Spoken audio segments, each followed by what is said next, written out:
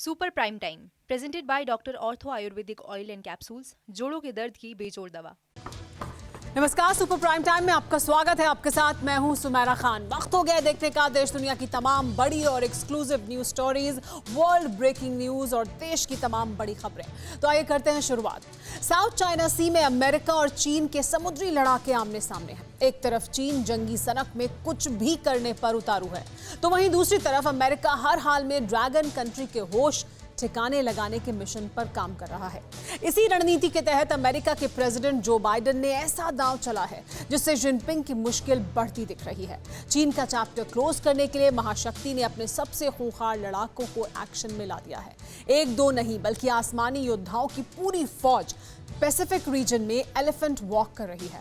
आखिर कैसे operation Pacific iron के जरिए चीन को चित करने का मिशन ऑन हुआ है, आप खुद देखिए। ये दुनिया के सबसे ताकतवर मुल्क की सबसे शक्तिशाली वायुसेना का एलिफेंट वॉक है, जिसमें आसमान का सबसे विध्वंसक शिकारी पूरी पलटन के साथ साथ चलते हुए दिखाई दे रहा है।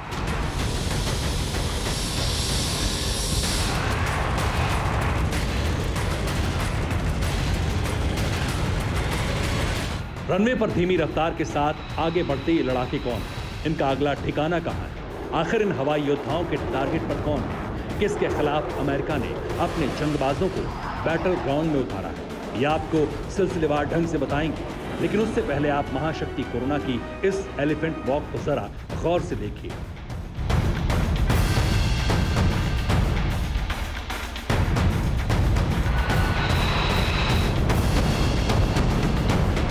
ये अमेरिका के सुपर पावर होने का सबूत है। लेकिन आपको बता दें, अमेरिकी वायुसेना ने एक साथ इतने योद्धाओं की परेड सिर्फ नुमाइश के लिए नहीं, बल्कि अपने सबसे बड़े दुश्मन चीन पर चढ़ाई के लिए अंजाम दी है। जी हां, जिस बात का डर था अब वही होने वाला है।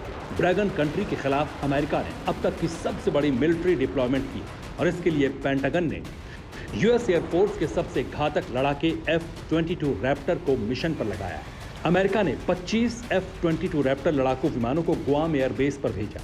इसके अलावा टिनियन आइलैंड पर भी F-22 रैप्टर की तैनाती की गई।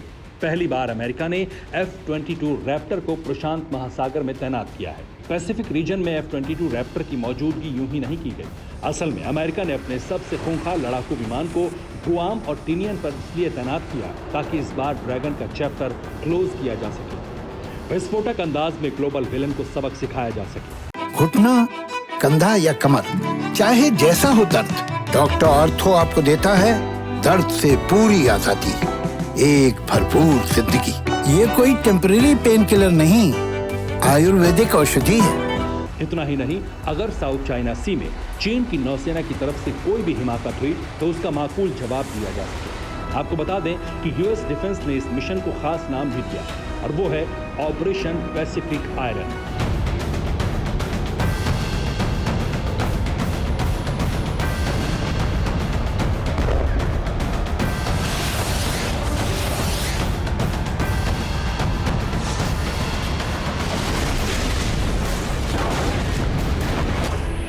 लेकिन बड़ा सवाल तो यह है, आखिर अमेरिका ने F-22 रैप्टर को ही चीन के खिलाफ जंग के मैदान में क्यों उतारा?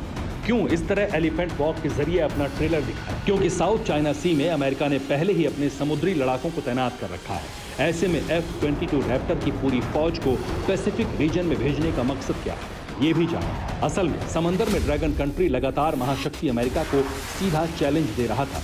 चीन ने तो ये भी चेतावनी दी कि अगर अमेरिकी युद्धपोतों ने उसकी समुद्री सीमा में घुसने की हिम्मत की तो अंजाम खौफनाक होगा। लिहाजा अमेरिका ने चीन के खिलाफ अपनी पूरी ताकत झोंकने का मन बनाया और इसके लिए अपने सबसे विध्वंसक लड़ाके को मोर्चे पर भेजा, जिसका एक ही मकसद होता है, दुश्मन को नेस्तनाबूद करना, नक्शे से उसका वजूद मिटाना, वॉर जोन में भीषण तबाही लाना। अब आपको दुनिया के सबसे घातक, विध्वंसक और सबसे ज्यादा विनाशकारी लड़ाकू विमान की ऐसी खूबियां और ताकत दिखाते हैं जिसे देखकर आप ये समझ जाएंगे आखिर ड्रैगन के खिलाफ प्रेसिडेंट बाइडेन ने ये दांव क्यों चला।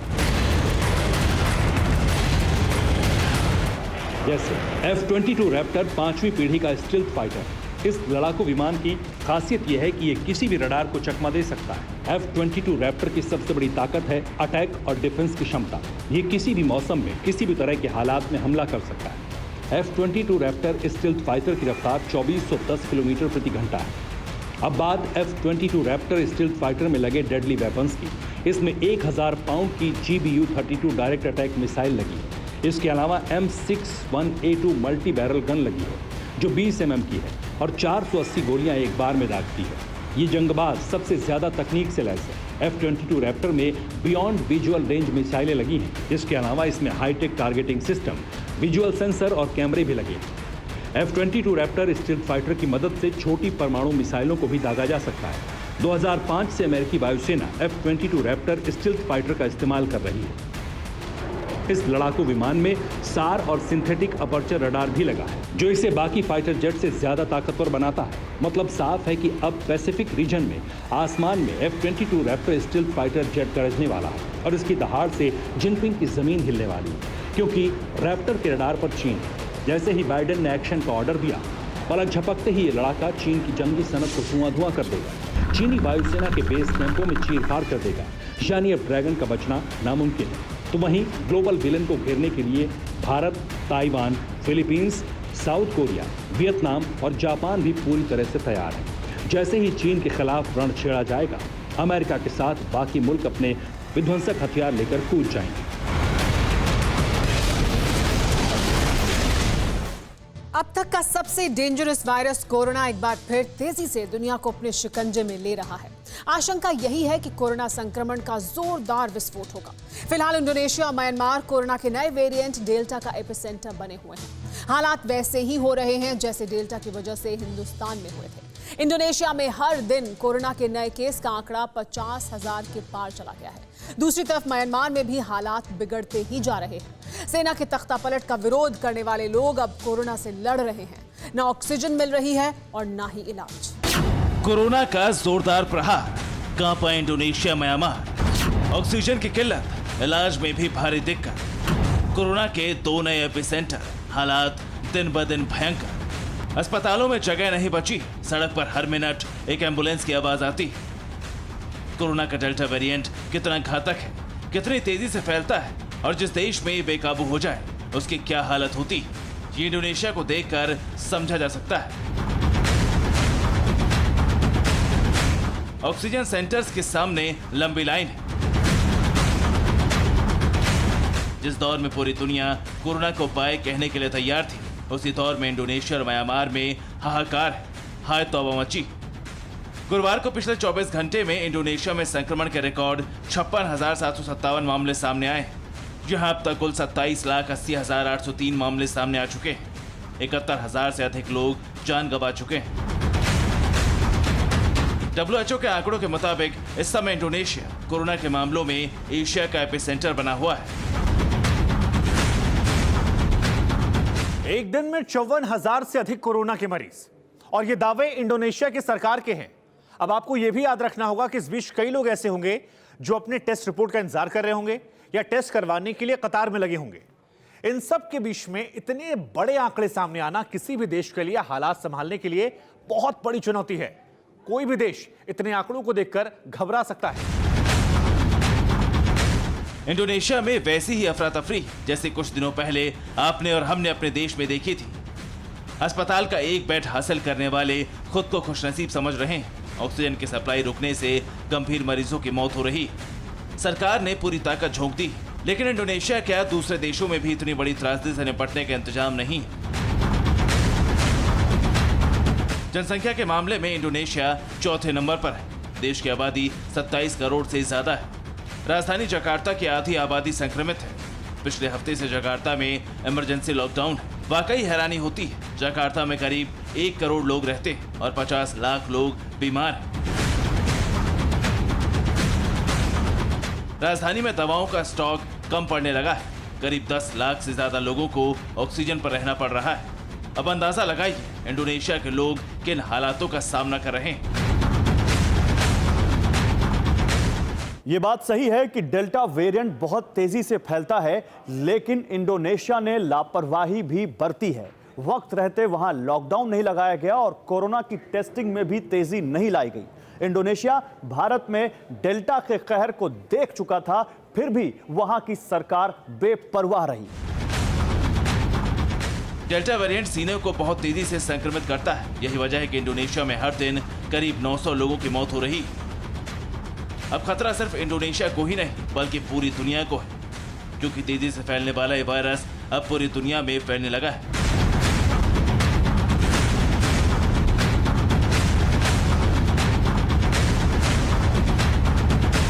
कोरोना का एक और नया एपिसेंटर बना है म्यांमार में। म्यांमार का सबसे बड़ा शहर है यांगून। यांगून में कुछ दिन पहले तक सेना के खिलाफ खूब प्रदर्शन हो रहे थे, लेकिन अब यहां सन्नाटा पसरा है। लोगों को घर से बाहर निकलने में डर लग रहा है। कोरोना बेहद तेजी से फैला है और अब हालात ऐसे कि हर दिन कोरोना से 200 लोगों की मौत हो रही। डेल्टा वेरिएंट के संक्रमण की वजह से म्यांमार की सबसे बड़ी जरूरत ऑक्सीजन है, लेकिन तख्ता पलट का दंश झेल रहे देश में स्वास्थ्य व्यवस्थाएं भी पटरी से उतरी हुई हैं। 2 महीने से संक्रमण के मामले तेजी से बढ़ रहे हैं। 2 हफ्तों में रिकॉर्ड 7,089 संक्रमण के मामले दर्ज हुए हैं। अब तक देश में 2 लाख से ज्यादा लोग संक्रमित हो गए हैं। देश में कोरोना पॉजिटिविटी रेट 34% से ज्यादा है, यानी हर 100 लोगों की जांच में 34% लोग संक्रमित निकल रहे हैं। जिस देश में मीडिया की आजादी छीन चुकी, जहां आंकड़े सरकार नहीं सेना बता रही, वहां हालात किस कदर बिगड़ चुके होंगे, इसका अंदाजा लगाया जा सकता है। म्यांमार में क्या कुछ चल रहा है, यह सिर्फ सोशल मीडिया के जरिए ही सामने आ रहा है। म्यांमार की आवाम सोशल मीडिया पर दुनिया से गुहार लगा रही है। वो सोशल मीडिया के जरिए जानकारी दे रही है कि ऑक्सीजन की कमी होने के चलते म्यांमार में लोगों की मौत हो रही है। सोशल मीडिया पर म्यांमार की तस्वीरें जितनी विचलित करने वाली, उन्हें हम आपको दिखा नहीं सकते। सिर्फ इतना बता सकते हैं कि हालात बहुत बदतर है। लोग एक एक सांस के लिए तड़प रहे हैं। मोबाइल कैमरों में कई मरीजों की मौत रिकॉर्ड है। इलाज के लिए लोग सड़क पर भटक रहे हैं। म्यांमार की सड़कों पर तड़प तड़प कर लोगों की मौत हो रही है। कोरोना काल में सेना अमानवीय व्यवहार कर रही है। रिपोर्ट्स के मुताबिक सेना ने उन क्लिनिकों में ऑक्सीजन की सप्लाई बंद कर दी है जहां के डॉक्टर और स्टाफ सेना की सत्ता का विरोध कर रहे हैं। कालाबाजारी रोकने के नाम पर सेना ने कई जगहों पर ऑक्सीजन प्लांट्स पर पहरा लगा दिया है। लोगों तक ऑक्सीजन पहुंचाना मुश्किल हो गया है। म्यांमार में हद तो तब हो गई जब ऑक्सीजन लेने के लिए खड़ी भीड़ पर सेना ने फायरिंग कर दी। म्यांमार में नाइट कर्फ्यू लागू है। सेना मुस्तैदी से सड़कों की निगरानी करती है। रात को घर से निकलना मना है, लेकिन मजबूरी ऐसी है कि ऑक्सीजन की तलाश में लोग सड़कों पर भटकते रहते हैं। लगातार मौतों की वजह से कब्रिस्तान में भी भारी भीड़ है। शवों को दफनाने के लिए लाइन लगी हुई है। सेना की तरफ से कब्रिस्तान में भी कोई खास व्यवस्था नहीं की गई। म्यांमार और इंडोनेशिया में कोरोना इस वक्त अपने पीक पर है। हम आपको बता दें, दुनिया के कई देश ऐसे हैं जहां कोरोना ग्राफ तेजी से बढ़ रहा है और इसकी वजह है डेल्टा वेरिएंट। दरअसल डेल्टा वेरिएंट जहां भी पहुंचता है वहां कोरोना ग्राफ बहुत तेजी से ऊपर बढ़ता है, संक्रमण तेज फैलता है। घुटना, कंधा या कमर, चाहे जैसा हो दर्द, डॉक्टर ऑर्थो आपको देता है दर्द से पूरी आजादी, एक भरपूर जिंदगी। ये कोई टेम्परेरी पेन किलर नहीं, आयुर्वेदिक औषधि है। और यही वजह है कि दुनिया के 111 देश फिलहाल डेल्टा वेरिएंट के चलते कोरोना से जूझ रहे हैं। सिर्फ 1 महीने में ही हालात बदले बदले नजर आ रहे हैं। दूसरी लहर के खत्म होने के बाद दुनिया में जहां एक दिन में औसतन 3 लाख मामले सामने आ रहे थे, वो अब पिछले 1 महीने में बढ़कर 9 लाख प्रतिदिन हो गए हैं। वहीं करीब 10 हफ्ते तक मौतों की संख्या में गिरावट आने के बाद फिर से कोरोना से जान गंवाने वालों की संख्या बढ़ती जा रही। सबसे ज्यादा असर अफ्रीका में हो रहा है। अफ्रीका महाद्वीप में कोरोना बहुत तेजी से फैल रहा है। अफ्रीका महाद्वीप में 56 देश हैं और इन सभी देशों को कोरोना ने अपनी चपेट में ले लिया है। WHO का भी मानना है कि वैक्सीनेशन के बावजूद दुनिया को तीसरी लहर का सामना करना पड़ेगा। इंडोनेशिया और म्यांमार अब कोरोना हब बन चुका है। इन देशों से जाने वाले लोग अपने साथ खतरनाक डेल्टा वेरिएंट भी ले जाएंगे। तमाम एहतियात के बावजूद माना जा रहा है कि जल्द ही दुनिया एक बार फिर बड़ी त्रासदी का सामना करने वाली है। Bureau report, TV9 Bharatvarsh. Afghanistan में विध्वंसक टकराव जारी है। अफगानी सेना का दावा है कि जिस जगह पर भारतीय पत्रकार की हत्या हुई थी वो इलाका उसने तालिबान से छीन लिया है। दूसरी तरफ तालिबान का दावा है कि उसने अफगानिस्तान के 270 जिलों पर कब्जा कर लिया है। प्रहार और पलटवार जारी है, स्थिति बिगड़ती जा रही है। अफगानिस्तान के बहाने अमेरिका के 4 दुश्मन भी एक हो गए हैं। ऐसे में सवाल उठने लगा है कि क्या तालिबान की वजह से अफगानिस्तान ही विश्व युद्ध का नया मैदान बनेगा। बंदूकें गरज रही, रॉकेट लॉन्चर दागे जा रहे, बारूद बरस रहा है, लाशें गिर रही, तालिबान सरेआम कोहराम मचा रहा है और ये बारूदी टकराव लगातार हो रहा है। तालिबान के क्रूर लड़ाके सरकारी इमारतों को ध्वस्त करते जा रहे हैं। 106 जिलों के 260 सरकारी इमारतों को जमींदोज कर उस पर अपना झंडा गाड़ चुके हैं। अंतहीन युद्ध के बीच तालिबान का कब्जा बढ़ता जा रहा है। बंदूक के दम पर 270 जिलों पर तालिबान अपना आधिपत्य कायम कर चुका है।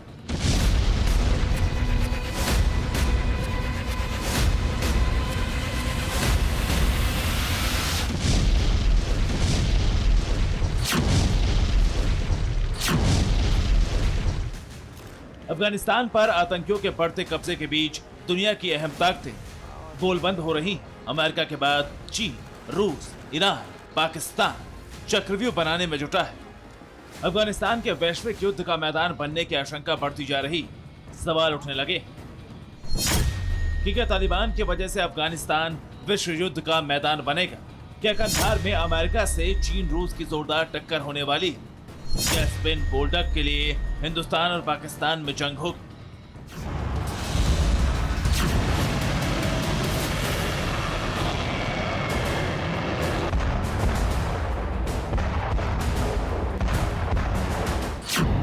आशंकाओं में लिपटे ये सवाल इसलिए उठ रहे हैं क्योंकि अफगानिस्तान में अमेरिका के 4 दुश्मन एक हो गए हैं। अफगानिस्तान में बन रहे नए हालातों के बीच अमेरिका के जानी दुश्मन होते जा रहे हैं।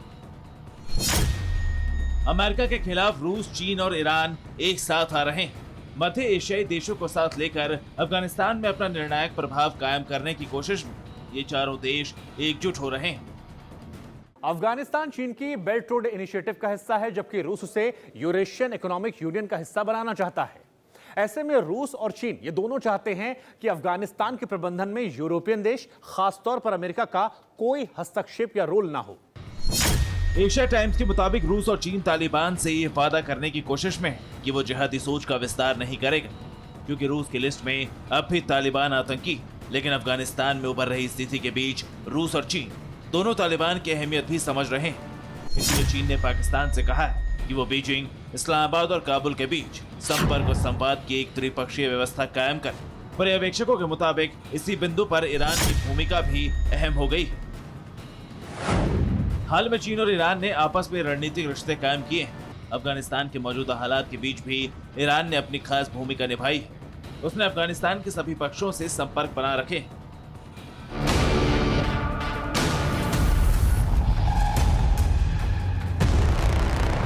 पिछले दिनों ईरान के सामने तालिबान ने वादा किया था कि वो नागरिकों, स्कूलों, मस्जिदों, अस्पतालों और गैर सरकारी संगठनों के ठिकानों पर हमला नहीं करेगा। चीन के इशारे पर नाचने वाला पाकिस्तान खुलकर तालिबान का समर्थन भी कर रहा है। पाकिस्तान पूरी ताकत के साथ तालिबान के पीछे खड़ा है। अफगान एयरफोर्स को तालिबान पर हमला करने से रोक रहा है, उन्हें धमका रहा है। अफगान वाइस प्रेसिडेंट के मुताबिक जब वो स्पिन बोल्डाक इलाके में तालिबान पर हमला करने की तैयारी कर रहे थे, तब पाकिस्तान ने उन्हें खुली धमकी दी थी। अफगानिस्तान के फर्स्ट वाइस प्रेसिडेंट अमरुल्लाह साले ने लिखकर बताया है, पाकिस्तान की वायुसेना कुछ क्षेत्रों में तालिबान को करीबी हवाई सहायता प्रदान कर रही। अफगानिस्तान के राष्ट्रपति ने तो एक कदम आगे बढ़कर इमरान खान के सामने पाकिस्तान की आतंकी सोच को बेनकाब कर दिया। मध्य और दक्षिण एशिया संपर्क सम्मेलन में अफगानिस्तान के राष्ट्रपति अशरफ गनी ने साफ सरल स्पष्ट शब्दों में कहा है कि 10,000 जिहादी पाकिस्तान ने भेजे तालिबान की मदद के लिए। अफगानी राष्ट्रपति जब पाकिस्तान की आतंक नीति को सरेआम कर रहे थे, तब उनसे चंद फरलों की दूरी पर इमरान खान बैठकर सब सुन रहे थे। अफगानिस्तान के राष्ट्रपति ने कहा कि पाकिस्तान ने चरमपंथी समूहों से अपने संबंध नहीं तोड़े। दो बातें पूरी तरह साफ हैं। पहली बात यह कि तालिबान के समर्थन में पाकिस्तान ने आतंकवादी भेजे हैं, और दूसरी बात यह कि अफगानिस्तान पर एयर स्ट्राइक करने के लिए पाकिस्तानी एयरफोर्स भी पूरी तरह से तैयार है। स्पिन बोल्डक वो इलाका है जो पाकिस्तानी सरहद से सटा है, और इसी जगह पर पाकिस्तानी सेना एक्शन में। पाकिस्तान की मदद से तालिबान के आतंकियों ने इस अहम शहर पर 14 जुलाई को कब्जा कर लिया था। कारोबारी शहर स्पिन बोल्डक को छुड़ाने के लिए अफगानिस्तान की सेना लड़ रही तालिबानियों से टकरा रही। जानकारों की माने तो स्पिन बोल्डक ने पाकिस्तान और तालिबान से टकराने के लिए अफगानी सरकार भारत से मदद मांग सकती है। भारत की भी पूरी स्थिति पर नजर है। विदेश मंत्री एस जयशंकर और अफगानी राष्ट्रपति की मुलाकात भी हुई। यही वजह है कि स्पिन बोल्डक में भारत और पाकिस्तान के टकराव की भविष्यवाणी की जा रही। अफगानिस्तान में जारी जंग के बीच अमेरिका काबुल के साथ साथ बगदाद से भी निकलने की तैयारी कर रहा है। बताया जाता है कि अमेरिका अब अपना पूरा फोकस चीन पर करना चाहता है, इसलिए वो जगह जगह से अपनी आर्मी वापस बुला रहा है। वहीं चीन अब रूस, ईरान और पाकिस्तान के साथ मिलकर अमेरिका के बनाई जमीन पर अपने प्रभुत्व का विस्तार कर रहा है। ऐसे में संभावना ये भी कि अफगानियों के हितों की रक्षा के लिए अमेरिका भी पलटवार कर सकता है। यही वजह है कि अफगानिस्तान में तीसरे विश्व युद्ध की शुरुआत की आशंका जताई जा रही। Bureau report, TVN Bharatvarsh. Tokyo Olympic की सारी तैयारियां पूरी हो गई हैं। स्टेडियम से लेकर मेडल तक तैयार है। काउंटडाउन चल रहा है, लेकिन खेलों के इस महाकुंभ पर किलर वायरस का ग्रहण लगने की आशंका भी तेजी से बढ़ती जा रही है। जापान के तमाम इंतजाम के बावजूद कोरोना का प्रकोप बढ़ता ही जा रहा है और ये वायरस आखिरकार ओलंपिक विजेता विलेज तक पहुंच गया है। महामारी की आशंकाओं के बीच कैसी चल रही है खेलों की महाकुंभ की तैयारी, देखिए इस स्पेशल रिपोर्ट में। टोक्यो एक बार फिर तैयार है।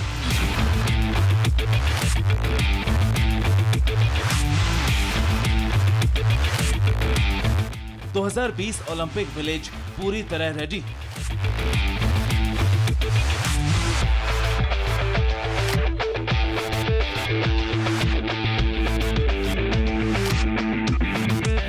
दुनिया के सबसे बड़े खेलों के महाकुंभ में हर दिन हजारों खिलाड़ी जुट रहे हैं।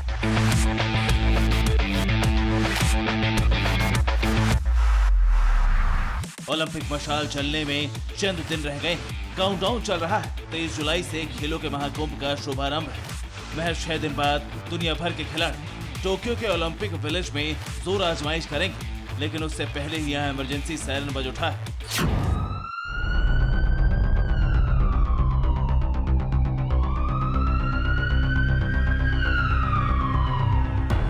टोटल तालाबंदी के बावजूद कोरोना का तूफान थमने का नाम नहीं ले रहा। पूरी दुनिया के एथलीट्स और फैंस को जिस बात का डर था, उसकी आशंका थी, उसकी शुरुआत हो गई।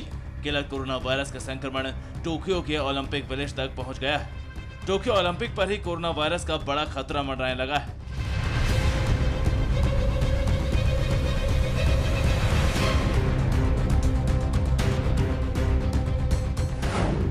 स्पोर्ट्स इवेंट शुरू होने से पहले ही ओलंपिक विलेज में कोरोना का पहला केस सामने आया है। खेल गांव में तैयारी में जुटा एक अधिकारी कोरोना संक्रमित पाया गया है। हालांकि आयोजकों ने संक्रमित अधिकारी को 14 दिनों के लिए क्वारंटीन कर दिया है। भले ही ओलंपिक विलेज में कोरोना का पहला मामला है, लेकिन खबर डराने वाली।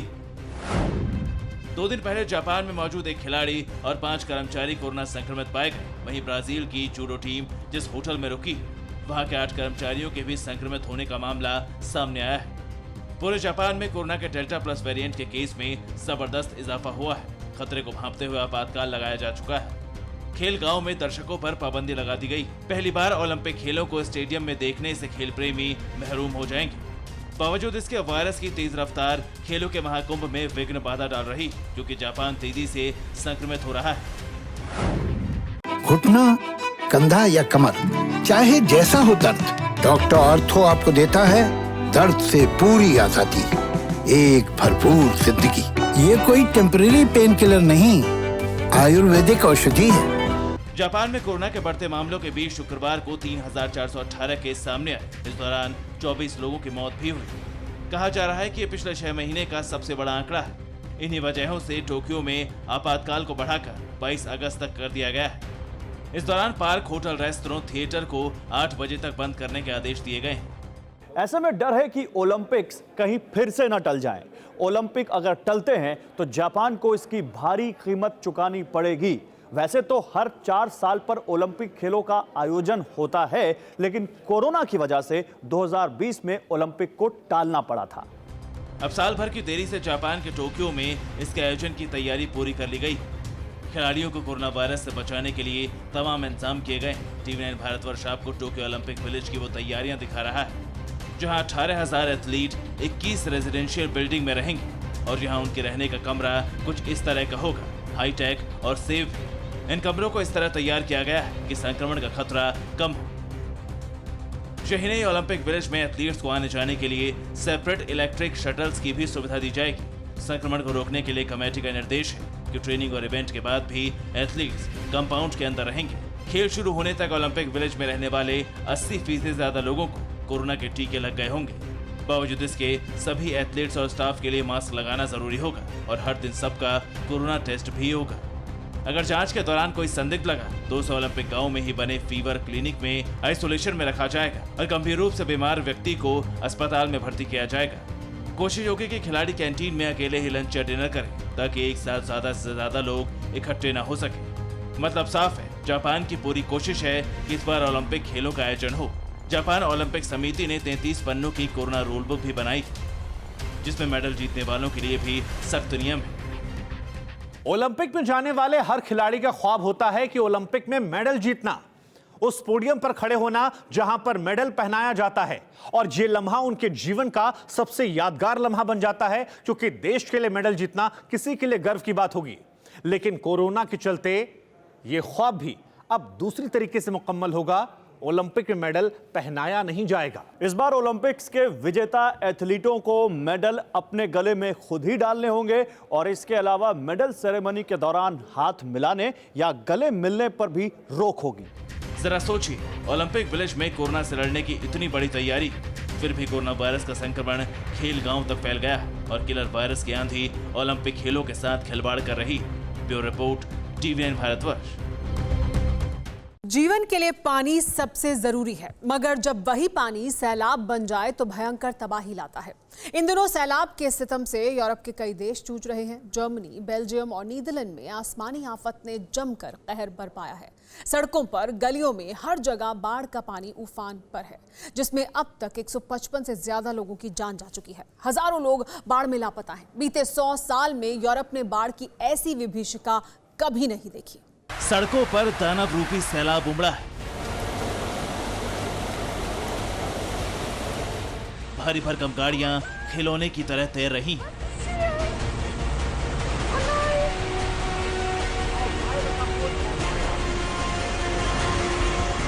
कहीं देवदूत जिंदगियां बचा रहे हैं तो कहीं देवदूतों की जिंदगी पर सैलाब आफत बनकर टूट रहा है।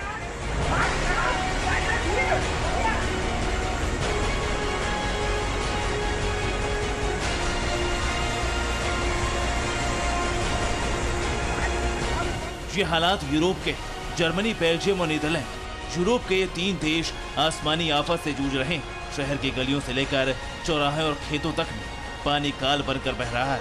यहाँ ऐसा बाढ़ बम फूटा है कि हर तरफ कोहराम मचा है। बीते 100 सालों में न जर्मनी, न बेल्जियम और न ही नीदरलैंड ने बाढ़ की ऐसी विभीषिका देखी।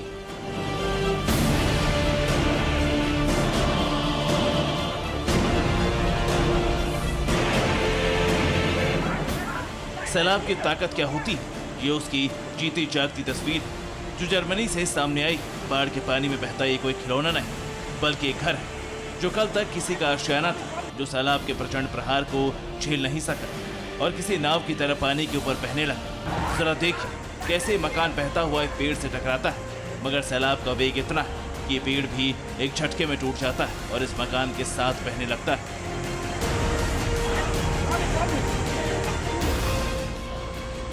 सड़क पर सैलाब उफन रहा है और एक एक कर गाड़ियां बहती जा रही।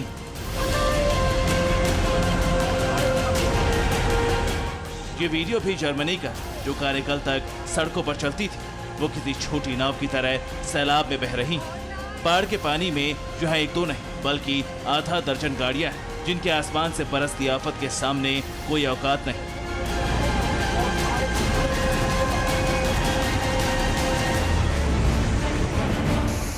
सैलाब के जोर की एक और तस्वीर देख, मटमैला पानी बेहद तेज रफ्तार से होते हुए मकानों के बीच से बह रहा है, जिसमें लोहे का सामान भी बहता जा रहा है। पूरी गली मानो नदी में तब्दील हो गई, जिसे देखकर घरों में सहमे बैठे लोग भी हैरान हैं और उसको वीडियो बना रहे हैं।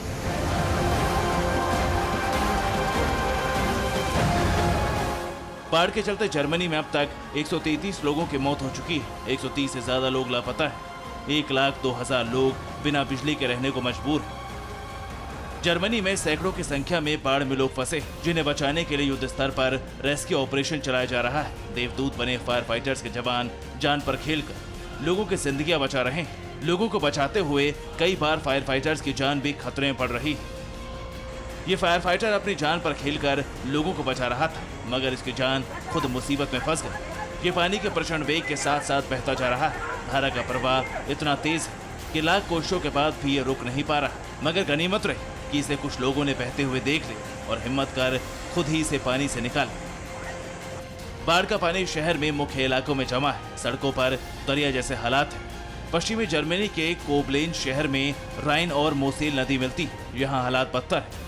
राइनलैंड प्रांत के अधिकारियों के मुताबिक अब तक इस राज्य में 50 से ज्यादा लोग बाढ़ की चपेट में आकर अपनी जान गंवा चुके हैं, जबकि पड़ोसी वेस्टफालिया प्रांत में कम से कम 30 लोगों की जान चली गई। जो हालात शहरों के हैं वही जर्मनी के गांव के भी। चारों तरफ तबाही का मंजर दिखाई दे रहा है। कोई ऐसी जगह नहीं जहां बाढ़ के पानी ने धावा ना बोला हो। ड्रोन से ली गई तस्वीर जर्मनी की कोबलेन शहर की तबाही की कहानी खुद बयां कर रही है। बेल्जियम में प्रलयकारी पानी ने जमकर कहर बरपाया। बेल्जियम के शहर बाढ़ से तबाह हो गए। ये तबाही साफ नजर भी आ रही। विनाशकारी बाढ़ इतनी विकराल रूप ले चुकी कि राहत और बचाव के लिए हेलीकॉप्टरों की मदद ली जा रही। घरों की छतों और ऊपरी मंजिलों पर फंसे लोगों को हेलीकॉप्टरों के जरिए बचाया जा रहा है। राहत बचाव दल के जवान रात दिन जुटे हुए हैं। लोगों को बचाने और उन्हें सुरक्षित जगहों पर भेजने की कोशिशें 24 घंटे चल रही। बेल्जियम के कई इलाके पानी में डूब गए। शहर की सड़कों पर नावें चल रही। बड़ी बड़ी बिल्डिंग्स और घर पानी में डूब गए। कई मकान भारी बारिश और सैलाब के प्रहार से ढह गए। गाड़ियां भी पानी में डूबी हुई। सड़कों पर पेड़ टूटकर गिरे। चारों तरफ मलबा बिखरा हुआ है। क्रेन की मदद से गाड़ियों को और मलबे को हटाया जा रहा है। बेल्जियम ने पहली बार ऐसी भीषण बाढ़ देखी। बेल्जियम के कई नेशनल हाईवे बंद कर दिए गए। रेल यातायात भी ठप हो गए। नियरली के प्रांत के पेपिंस्टर शहर में अभी भी बाढ़ का पानी रिहायशी इलाकों में जमा है। समंदर जैसे हालात हैं। मकानों और दुकानों में बाढ़ का पानी तांडव मचा रहा है। बेल्जियम में बाढ़ की वजह से अब तक 20 से ज्यादा लोगों की मौत हो चुकी है। 157 लोग लापता है। यूरोप का देश नीदरलैंड भी बाढ़ का दंश झेल रहा है। नीदरलैंड के कुछ इलाके जल प्रदेश बन गए। चारों तरफ सिर्फ पानी ही पानी दिखाई देता है। नीदरलैंड की तस्वीरें ड्रोन से ली गई। चारों तरफ अथाह पानी। पानी का कहीं कोई और छोर नहीं। नीदरलैंड में पिछले कुछ दिनों से भारी बारिश हो रही। हाल ही में तूफानों और भारी बारिश के कारण नदियां और जलाशय उफान पर, जिससे उनके किनारे टूट रहे हैं। कई इलाकों में अचानक बाढ़ आ गई। नीदरलैंड के शहरों में सैलाब का समंदर उमड़ रहा है। सड़कों पर, गलियों में और घरों में भी पानी भर गया। लोगों का पूरा समय घरों से पानी निकालने में बीत रहा है। सब कुछ तबाह हो चुका है। जल प्रलय ने सब कुछ ले लिया है। बाढ़ से प्रभावित इलाकों में इमरजेंसी घोषित कर दी गई। लोगों को सुरक्षित जगहों पर ले जाया जा रहा है। बाढ़ग्रस्त इलाकों को जल्द से जल्द छोड़ने के लिए कहा जा रहा है। नीदरलैंड का मेनबर्ग इलाका बाढ़ से सबसे ज्यादा प्रभावित है। Bureau report, TV9 Bharatvarsh. नदियों से मछली पकड़ना आम बात है, लेकिन एक जगह ऐसी भी है जहां लोग नदी में सोना बटोरने के लिए जाते हैं। सोशल मीडिया पर गोल्ड रिवर की खूब चर्चा हो रही है। दावा किया गया है कि पानी में जाने के बाद जब लोग किनारे पर आते हैं तो उनके पास सोना होता है। सोना, वो भी बिल्कुल शुद्ध। लोग उसे बेचते हैं और उससे मिली रकम को खर्च करते हैं। अब सवाल यह है कि अगर ऐसी कोई जगह है तो फिर उस देश की सरकार ने ध्यान क्यों नहीं दिया? सोने जैसी बेशकीमती चीज को पानी में बहने के लिए क्यों छोड़ दिया है? वायरल खबर का पूरा सच आइए आपको दिखाते हैं।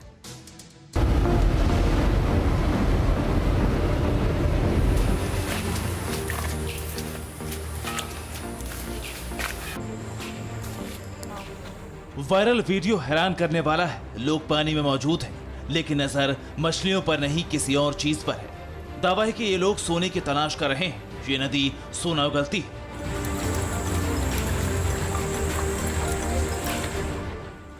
इसके पानी और कीचड़ में सोना घुला रहता है, जिसे छानकर निकालने का काम कुछ लोग बरसों से कर रहे हैं। यहाँ कोई रोक टोक नहीं है, कोई पहरा नहीं। कोई भी इस नदी में जा सकता है, सोना निकाल सकता है। वायरल वीडियो की पड़ताल में ज्यादा मुश्किल नहीं हुई, क्योंकि ये एक बहुत मशहूर जगह है। मलेशिया और थाईलैंड की सीमा पर बहने वाली इस नदी को गोल्ड रिवर कहा जाता है, लेकिन ये जगह गोल्ड माउंटेन कहलाती है। ये बात सच है कि इस नदी में सोना बहता है, लेकिन इसकी मात्रा बहुत कम है।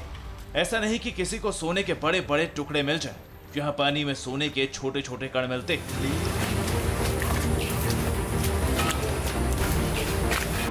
जिसे यहाँ के लोग छान कर इकट्ठा करते हैं। कई घंटे मेहनत करने के बाद भी बहुत ज्यादा सोना नहीं मिलता, लेकिन सोना तो सोना है, इतनी रकम तो मिल ही जाती है कि परिवार को भरपेट खाना मिल जाए। यही वजह है कि सोना मिलने के बावजूद सरकार इस जगह पर दखल नहीं देती। इलाके के गरीब लोग हर दिन इस नदी में अपनी किस्मत आजमाने पहुंचते हैं और थोड़ा सा सोना लेकर लौट जाते हैं। सोना हासिल करने के लिए लोगों को कड़ी मेहनत करनी पड़ती है। कीचड़ के बीच से सोना तलाशना बहुत मुश्किल काम है, लेकिन यहाँ के लोगों को अब आदत हो चुकी है और बरसों से ये काम जारी है।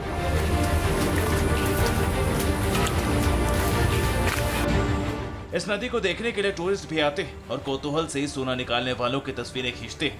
यही वजह है कि इस नदी की कहानी सोशल मीडिया पर वायरल है। ये नदी थाईलैंड के दक्षिणी हिस्से में, जिसकी सीमा मलेशिया से लगती है। यहाँ लंबे समय से सोने का खनन होता है। बड़ी मात्रा में सोना निकालने की वजह से सोने के छोटे कण और टुकड़े नदी के पानी में बहते रहते हैं। थाईलैंड का इलाका काफी पिछड़ा है, इसीलिए यहाँ के लोगों को काम नहीं मिल पाता है। अब सोने के सहारे ही इस इलाके के लोग भरपेट खाना खाकर चैन की नींद सो पाते हैं। हालांकि भारत के लिए ये कोई नई बात नहीं है। झारखंड की स्वर्ण रेखा नदी भी सोने की वजह से मशहूर है। इसी से जुड़ी एक और नदी है जिसका नाम है करकरे। स्वर्ण रेखा नदी के किनारे रहने वाले लोग भी नदी से सोना निकालकर बेच रहे हैं। थाईलैंड की नदी की तरफ स्वर्ण रेखा से भी एक दिन में बहुत कम सोना निकल पाता है। ये कहने में कोई संकोच नहीं कि थाईलैंड की गोल्ड रिवर को लेकर जिस तरह के दावे वायरल हैं, वो बहुत हद तक सही है। Bureau report, TV9 Bharatvarsh. Punjab में कांग्रेस की कला बढ़ती जा रही है। सुबह लग रहा था कि सब कुछ ठीक हो गया। कैप्टन अमरिंदर सिंह ने आला कमान की सारी बातें मानने के संकेत दिए। सिद्धू ने भी भेंट मुलाकात तेज कर दी, लेकिन शाम होने से पहले कैप्टन ने फिर पेच फंसा दिया। दूसरी तरफ कर्नाटक में बीजेपी के अंदर भी मुख्यमंत्री की कुर्सी बदलने की तैयारी तेज हो गई है। दोनों सूबों से कुर्सी का किस्सा आइए आपको दिखाते हैं।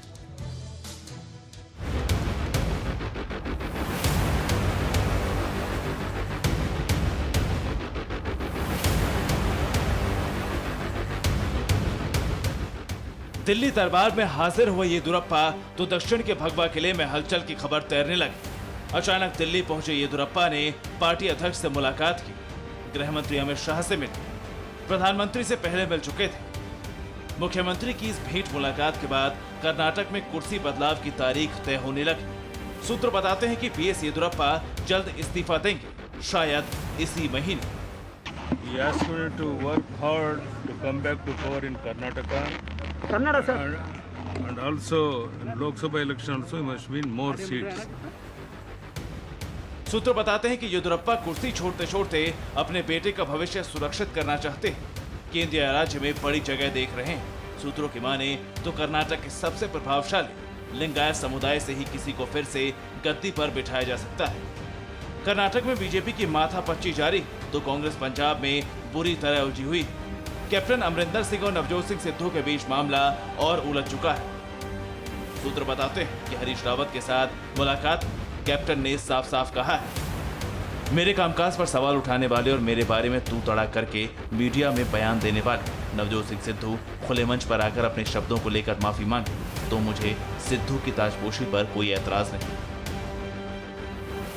ये खबर आने से पहले तक हरीश रावत के बयान के आधार पर कयास लगाए जा रहे थे कि सब कुछ ठीक ठाक हो चुका है। मैंने एक बात कही आपसे कि उन्होंने फिर से अपने पुराने बयान को, जो मेरे हिसाब से कांग्रेस के लिए एक बहुत बड़ा बयान है, और उसको उन्होंने दोहराया है और कहा है कि जो कुछ निर्णय आदरणीय कांग्रेस प्रेसिडेंट लेंगी, कैप्टन अमरिंदर सिंह उसको फॉलो। पूरी उम्मीद थी कि शाम तक सिद्धू पंजाब कांग्रेस के सिरमौर बन जाएंगे। दिल्ली दरबार से लौटने के बाद कैमरों के चमकते फ्लैश के बीच दिन भर यूं ही भेंट मुलाकात करते रहे नवजोत सिंह सिद्धू। सबसे पहले पंचकुला में प्रदेश अध्यक्ष सुनील जाखड़ के घर पहुंचे। करीब आधे घंटे तक मुलाकात हुई। मार्गदर्शन का आशीर्वाद लेकर सिद्धू मंत्री और विधायकों के घर कुंडी खटखटाने लगे।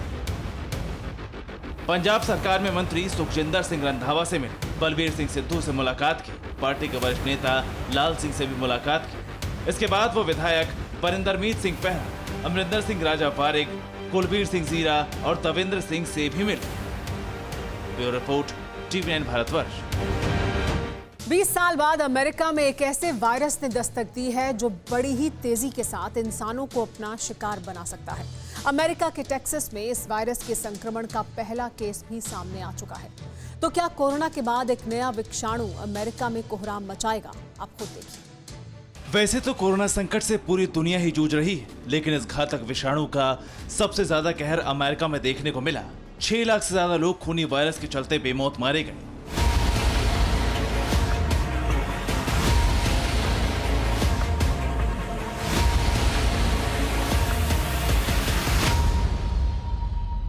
अभी भी अमेरिका के कुछ राज्यों में कोरोना का प्रकोप जारी है, लेकिन इसी बीच अमेरिका में एक और वायरस की एंट्री हुई जिसने महाशक्ति को हिला कर रख दिया है, और वो है मंकी पॉक्स वायरस। अमेरिका के टेक्सास में मंकी पॉक्स वायरस का पहला केस सामने आया है। आपको बता दें कि बीते 2 दशकों में पहली बार इस दुर्लभ बीमारी से जुड़ा मामला अमेरिका में देखने को मिला है। इससे पहले 2003 में मंकी पॉक्स वायरस अमेरिका के कई राज्यों में फैला था, लेकिन इस बार मंकी पॉक्स के संक्रमण का पहला मामला सामने आया है। मरीज को डलास के एक हॉस्पिटल में आइसोलेट किया गया है। जानकारी के मुताबिक मंकी पॉक्स वायरस से ग्रसित मरीज कुछ वक्त पहले ही नाइजीरिया से अमेरिका लौटा था।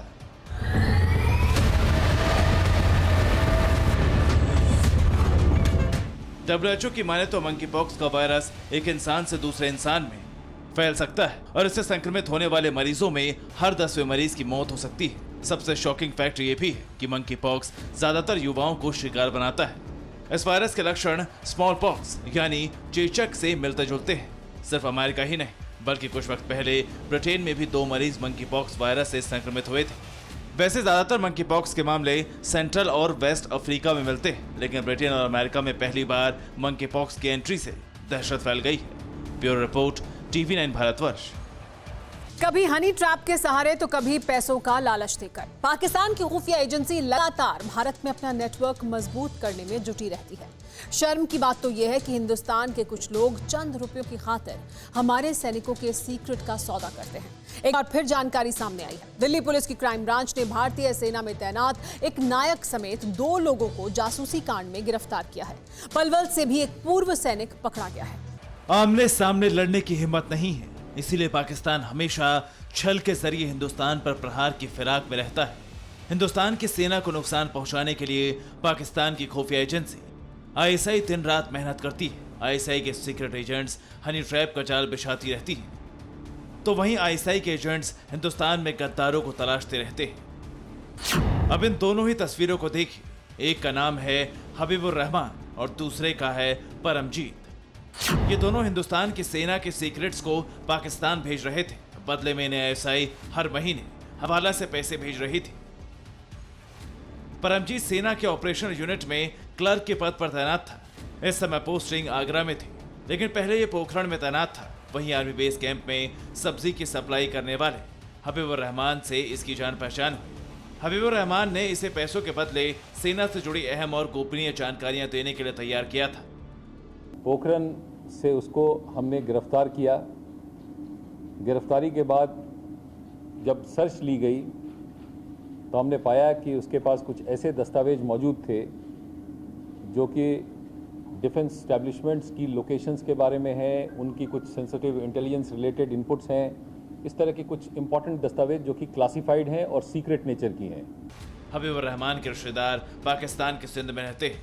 साल 2017 में उनसे मिलने के लिए वीजा लेने पाकिस्तान एम्बेसी आया था, जहां इसे वीजा देने के बदले पोखरण में सेना से जुड़ी जानकारियां भेजने के लिए बोला गया। हबीबुर रहमान वीजा लेने के बाद सिंध में ISI के कुछ हैंडलर से भी मिला था, जिन्हें सेना से जुड़ी सारी जानकारियां परमजीत से लेकर दे रहा था।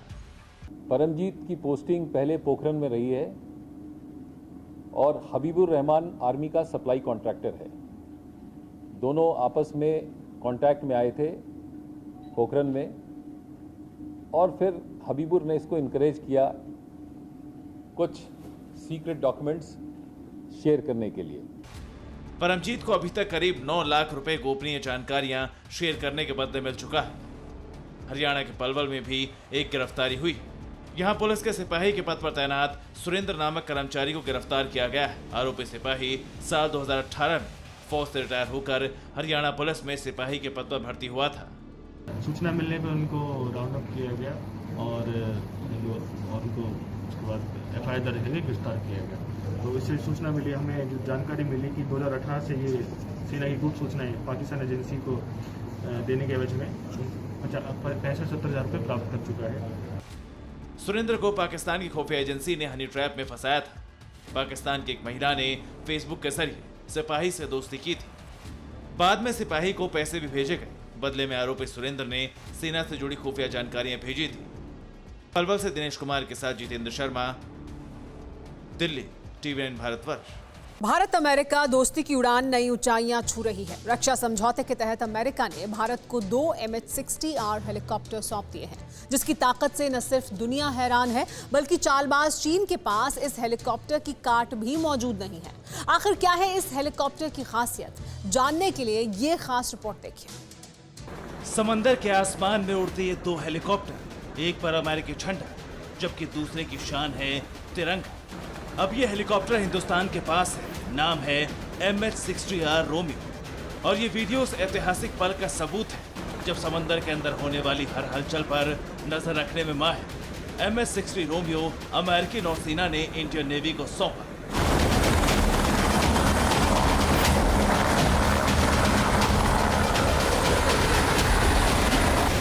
ये हेलीकॉप्टर सेंटियागो में हुए समारोह में भारत के राजदूत तरणजीत सिंह संधू को सौंपा गया। इस अटैक हेलीकॉप्टर से हिंदुस्तान की ताकत एक बार फिर बढ़ गई, क्योंकि ये वही हेलीकॉप्टर है जिसके अटैक से चीन थर-थर कांपता है। पाकिस्तान के पसीने छूटते और पलक झपकते ही दुश्मन मुल्क की पनडुब्बियां जल्द समाधि ले लेती।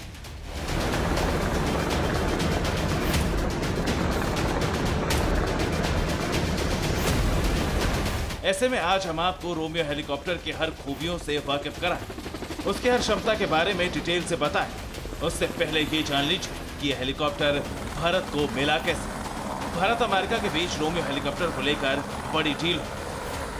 भारत ने अमेरिका से ऐसे 24 हेलीकॉप्टर खरीदे और दोनों देशों के बीच इस हेलीकॉप्टर के लिए 16,000 करोड़ का समझौता पिछले ही साल हुआ है।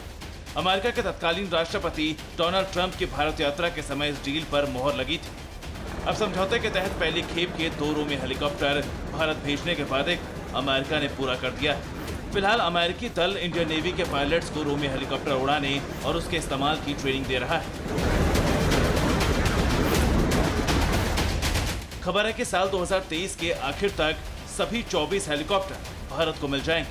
अब रोमियो की ताकत और खूबियों को जानिए। दुनिया के सबसे आधुनिक नेवल हेलीकॉप्टर में शुमार MH-60 को लेकर सबसे खास बात यह है कि यह हेलीकॉप्टर अभी भी अमेरिकी नौसेना के बेड़े में शामिल नहीं। मतलब साफ, शक्तिशाली हेलीकॉप्टर की खूबियों और बारीकियों से न सिर्फ दुनिया अनजान, बल्कि चीन जैसे चालबाज देश के पास भी MH-60 रोमियो जैसे हेलीकॉप्टर का विकल्प मौजूद नहीं। रही बात इन हेलीकॉप्टर की खूबियों की, तो रोमियो किसी भी सबमरीन या जहाज को तलाश करने और तबाह करने में सक्षम। समंदर के अंदर सबमरीन को तलाशने के लिए इसमें बेहतरीन सेंसर्स लगे। MH-60 Romeo multi role helicopter mark 4-5 torpedo से लैस है।